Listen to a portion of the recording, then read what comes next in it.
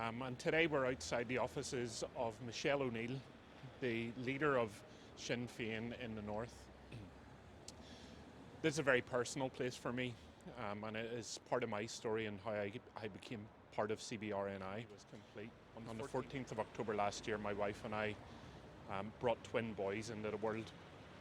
They were born at 30 weeks, born in Antrim Hospital, where initially ill.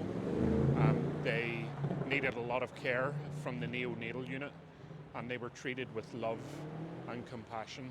You know, one of the things that I remember vividly as a new parent to twins was when we went for our first scan at only 6 weeks. I can vividly remember seeing 2 heartbeats racing on the screen. And as those boys lay in incubators in the neonatal unit, we weren't allowed to lift them, but we were allowed to put our hands in through the side and to touch them and hold them. And as I put my hand on top of their chests, my whole hand engulfed their chest. It was bigger than their chest. Beneath my hand I could feel a heartbeat, and that heartbeat was the same heartbeat that I had seen on that screen just 6 weeks into pregnancy. But at the same time, the clock was ticking on the unborn child in Northern Ireland.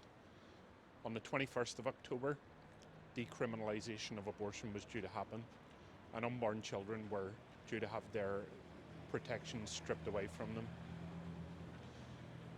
I stood in the neonatal unit of Antrim Hospital at that time, looking at my twin boys who, having been born at 30 weeks, were very small but perfect.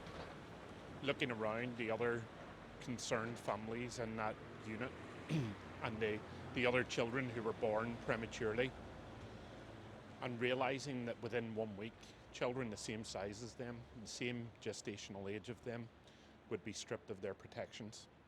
So I called Michelle O'Neill. I called her office. I asked her secretary to pass on a message, an invitation to come and meet my twin boys in the neonatal unit, to come and see their perfect hands and feet, their fingernails, their eyebrows, to come and see just how they were perfectly human, just a little bit smaller. Her secretary assured me that she would pass the message on and that her PA would be in touch. But no call came from Michelle O'Neill or her office. And 1 week later, Sinn Féin stayed out of the Stormont Assembly and allowed decriminalisation to happen. It was after that I got involved with CBR. We are out on the streets of Northern Ireland. We're calling on our politicians to listen to the people. There is a movement growing. There is an abolitionist movement growing, a movement that is calling for the immediate abolition of abortion in this country.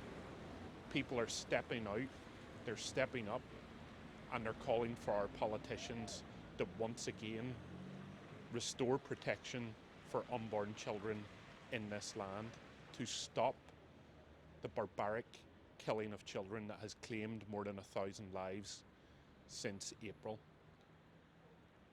It's time for abolition.